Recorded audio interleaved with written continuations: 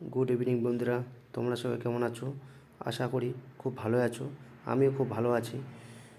আমরা পড়াশোনা করছি অনেক আশা নিয়ে যে আমরা ভবিষ্যতে চাকরি করব, কিন্তু সেটা আমাদের দেশের অবস্থা খুব খারাপ হওয়ার কারণে আমরা সেটা সেরকম হচ্ছে না, মনের মতো হচ্ছে না।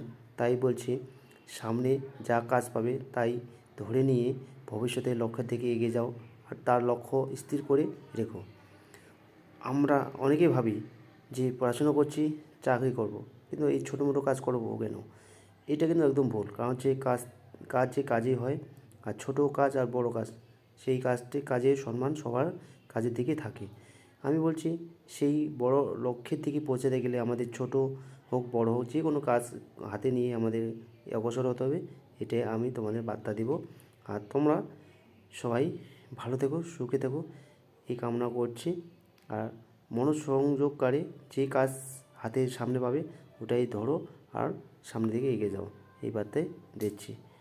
গুড নাইট সবাইকে।